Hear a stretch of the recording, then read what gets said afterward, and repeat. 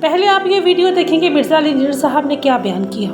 اور اپنے plate form سے میں ایک چیز تو بار بار ہائی لائٹ کرتا ہوں کہ نمازوں کے بارے میں زیرو ٹالرنس رکھیں بھائی، زیرو ٹالرنس بہت خطرناک بات ہے۔ اللہ تعالیٰ نے قرآن میں واضح فتویٰ دے دیا ہے وَأَقِيمُوا الصَّلَاةَ وَلَا تَكُونُوا مِنَ الْمُشْرِكِينَ، نماز قائم کرنا مشرک نہ ہو جانا، اس سے بڑی کو بات ہو سکتی تھی؟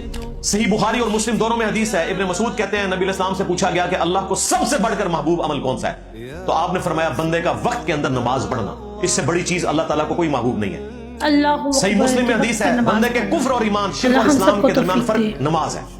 نماز پڑھنے والا اللہ کے نزدیک مسلمان ہے، نماز نہ پڑھنے والا پاکستان کے شناختی کارڈ میں مسلمان ہے، اللہ کے نزدیک وہ عملاً کافر ہے کیونکہ اس کا عمل کافروں والا ہے۔